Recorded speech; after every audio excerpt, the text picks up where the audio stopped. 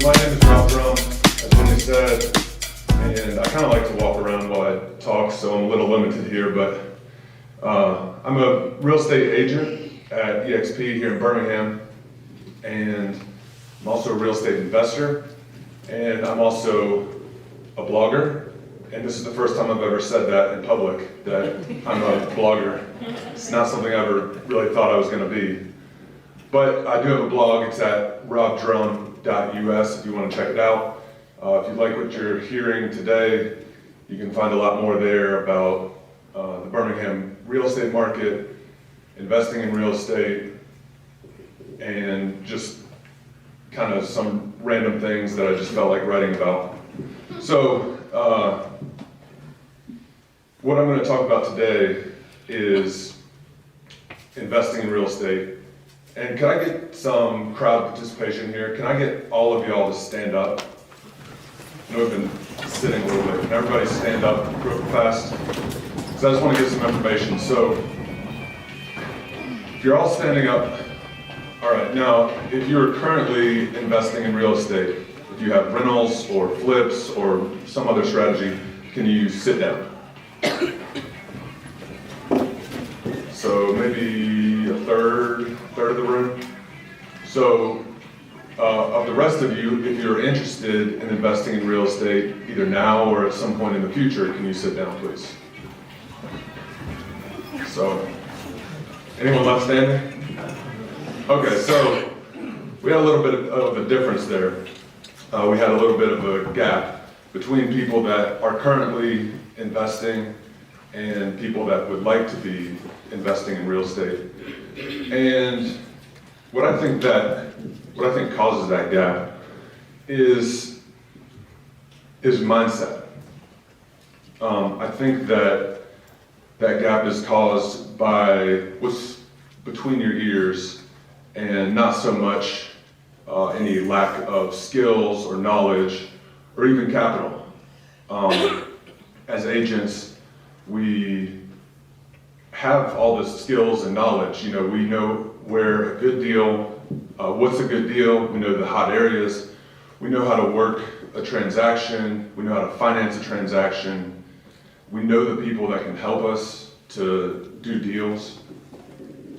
So I don't think it's skills or knowledge. And capital, the limitations as far as how much capital you need to invest in real estate are way lower than most people would think, and we're going to talk about that some.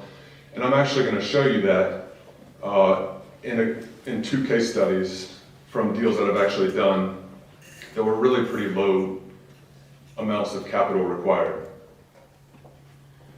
So what we're going to go through is the 4 steps to becoming a real estate investor and getting you in the game. Before we do that, there's a number that I want all of you to remember, and that number is 2.87. 2.87. Can you all say that number? 2.87. Thank you. Okay. So the 4 steps. The first step is to open your eyes to the opportunity. The second step is to dump all of your excuses, get them out of here. The third step is to make that first move. Make that first step, do that first deal. And the final 4th step is one that repeats over and over, and that is to take the next step that's in front of you and to not get bogged down with problems or issues and to just keep going, keep growing, and keep progressing. So, the opportunity that's in front of you. I think we all realize that there's a lot of financial benefits to investing in real estate. Rental properties are probably the single biggest and greatest wealth creation vehicle that has ever been created. There's just so many advantages from capturing the appreciation of the market, paying down your mortgage, cash flow that comes in every month, tax advantages, and the tax advantages from rentals are one of the biggest, it's really one of the best reasons to own them, but a lot of people don't talk about it. It's not really like the sexy part of owning rentals, but you ask your CPA about the tax advantages, especially as an agent, as agents we can write off unlimited losses on rental properties. So ask your CPA how exciting that is, and he'll tell you that you're looking at making wealth and income while reporting on your taxes, that you're breaking even or maybe even losing money. And that's a pretty powerful combination. And that's all legal, that's written in the tax code to our advantage. So, and the other financial advantage that you could be looking at is more on the other side of real estate investing with flips. And flips have a payoff profile that's closer to commissions. So it's kind of shorter term money. You work really hard for a couple months and you end up with kind of a big chunk of change. But when you're done, you have to go back and do it all over again. You're gonna pay taxes on it. So it can be great, but it's just a little bit different. And you know, if you need to generate income right now, flips are a really great thing to get into. And they're also, so we'll also get into some other benefits that you may not have thought about with real estate investing. And these are things I've seen in my realtor business. So this is what I would call cash flow positive lead gen. So if any of y'all buy leads, you spend money to get leads, or you spend money on advertising or that kind of thing. So what I've found, and some of these are things I've actually done, some of them are things I've heard from other investors who are also agents, but let's just think about a flip that, let's say I buy it for $140,000 and I think it's gonna sell for $200,000. Well, let's say some things go wrong and I end up making $3,000 on the flip. So it's good not to lose money, but it's not exactly what I thought I was gonna make when I started.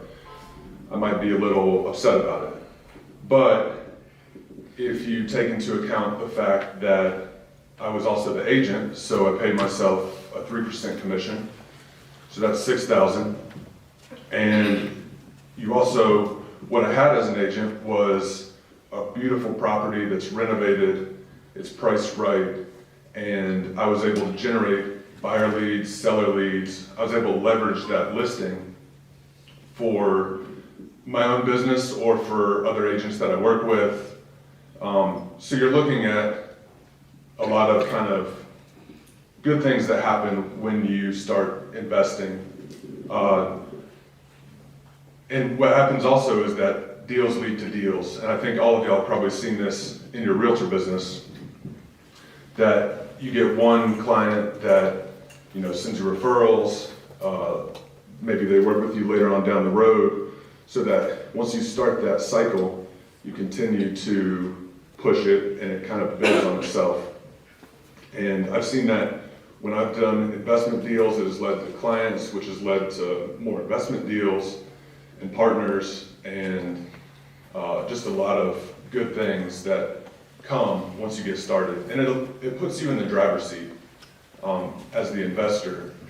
And like I would say, I'm my own best client, and I probably always will be, which is a good position to be in, because if business is ever slow, like, I know who to turn to. Not on the road. Yeah, give myself a cold call. And then also working with investors is really what I've built my realtor business around, is working with a lot of investors. That's just kind of my people. And so I've, you know, built a pretty good income on that side. So I think we can see the opportunity is great. Now we'll move on to the second step, which is dumping your excuses. The main excuse that I think I hear, maybe not from realtors, but from the general public about investing in real estate, is that it's risky. And I used to be a stock trader. And really, we would use lots and lots of other people's money to do what we did.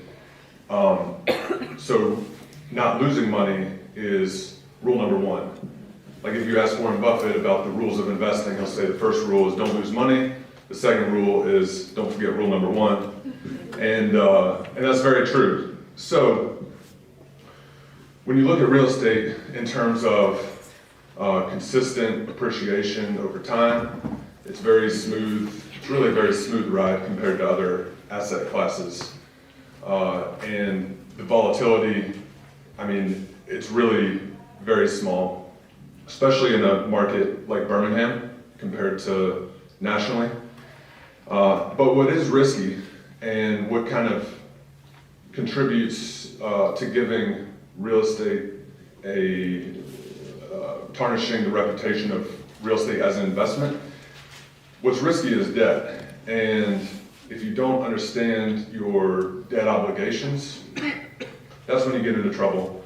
That's when you have events like 2008, and that's what's risky is debt. Real estate is one of the safest and best wealth creation and storage vehicles that's out there. So it's really not risky. Second excuse that you may have is that it takes a lot of time, and it can take a lot of time if you are driving every nail yourself, if you're going to meet every tenant at your properties yourself. It could absolutely take up all your time, and for some people it does, but the way I do it and the way that I would recommend you do it is to find other people who can meet your tenants, drive the nails in your properties, fix things. And what you should do is what you do every day, buying and selling real estate, helping people buy and sell real estate, meeting with potential partners, potential clients. You should focus on what you're good at and what you get paid to do, and let other people handle the other things. So for me, I have 28 rental properties, and this year I'll do 10 flips. And on average, I will maybe spend 7 to 10 hours per week on the investing side, because I hire good people to do the things that take a lot of time, and obviously it takes some time, but not a lot. So that brings us to the third main excuse, which is it takes a lot of money.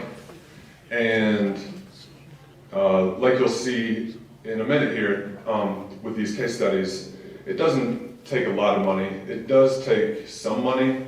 I'm not somebody that's going to tell you that you can invest in real estate with no money, no credit, that kind of thing. Because I think it takes some money. It doesn't take a lot. And there are things you can do to learn and grow as an investor without having money. But let's get into these case studies. So the first one is, this is the first step. And it was this deal was actually my first deal. It was my first step. And it was actually my best deal ever, and I'll never top it. And the reason is because I not only got a house, but I got a wonderful wife out of it. And so it's been a great investment. But she bought this house in 2012. And she wasn't looking for an investment. She was just looking for a cute house to live in. She wasn't looking for a good deal. She just paid the list price. She did have a very low down payment loan. I think it was less than 3.5%. She had some sort of government program that was around then, down payment assistance. So she put less than $5,000 down to buy this house in Hoover for $160,000. So she bought that house. We got married in 2015, and around the beginning of 2016, we moved out of that house and started renting it out, which the full story is a lot hairier than what I'm saying, but that's how I got into real estate investing and got my first rental property. So since 2016, that property's been rented out pretty consistently. I've learned a lot of lessons along the way. The house is appreciated to 180,000 roughly is what it's worth now. We've paid the debt down from 155 to about 130. So what you're looking at is a initial investment by my wife of $5,000 that's now grown into $50,000 in 7 or 8 years. And that's just the equity. That's not the depreciation, the tax write-offs that we've had. We've had maybe a little bit of cash flow from that property, not a lot, but that's significant returns. I calculated it's like 40% annual returns just on the equity growth. And that's a deal that any one of us in this room could do in 2020. That's something that you can leave here and either move out of your house and rent it, or buy yourself a house and move out when you're allowed to and rent it. Because we all, as agents, I mean, we know how to buy houses, and that deal doesn't take any special skills or brains or anything. It's just, seeing the opportunity, eliminating the limiting beliefs and excuses, and taking that first step. So from that first rental property, I kind of took a lot more steps, and you kind of figure out, like, how do I put one foot in front of the other and keep doing that despite whatever obstacles come up, whatever kind of punches in the gut you get from tenants or the market or whatever. It's just like real estate investing is just like being an agent, that you get a call at least once a week that just feels like a punch in the gut. Your work is destroyed and you want to give up, and it's no different. And that's why mindset is really important. And this step especially, I think, is really important to keeping it going and to building something worth building. So taking the next step, there's a deal that I did in February that involved a number of 11 condos actually. So I want you to think about Jack. And Jack is 80-something years old. He owns these condos, and he, drives around town helping, fixing toilets, collecting rent, doing it all himself. And so he's a little bit of what we would call maybe a tired landlord.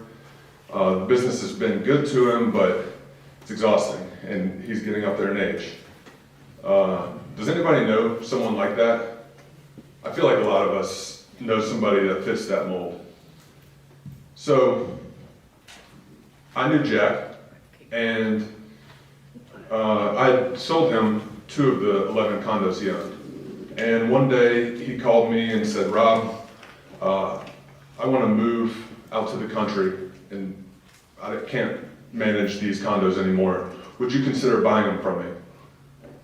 So I said, "Yeah, I'll take a look at what you've got and see if I can make you an offer." And when I looked at it, there were some things that were not ideal about the condos and about this deal, and I didn't really think I could get commercial financing to buy them. And also, I didn't want to tie up a lot of capital in this deal. So I said, "Jack, would you consider owner financing these properties to me?" And he was open to it at first. He had never done it before, so he had some questions. So what we did is we went and talked to an attorney about what owner financing looks like and kind of answered his questions. He felt good about it. So I made him an offer, and I offered to buy the 11 condos for $400,000, but I didn't want to put any money into it. So I didn't put anything down, and I also didn't want to pay interest because the price was a good bit higher than I wanted to pay. And so Jack, felt like that would work for him. And the reason he felt like it would work for him is because I'm paying him $2,100 per month, every month until he's 101. So he likes this deal. I really like this deal.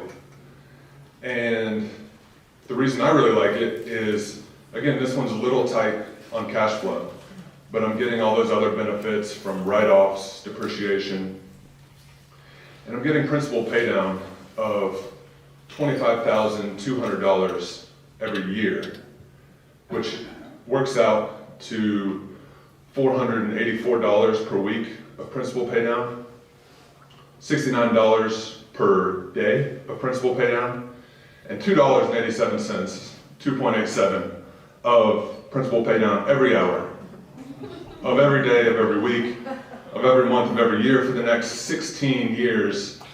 And that's going straight to my net worth.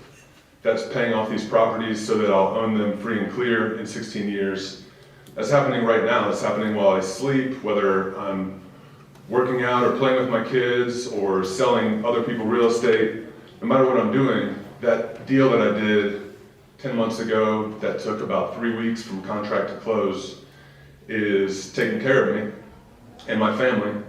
And that's an opportunity that is there for all of you. It may be a couple next steps away from you, but it is there, and if you keep taking that next step, if you eliminate your excuses, and if you kind of open your mind to what's possible, you can get there.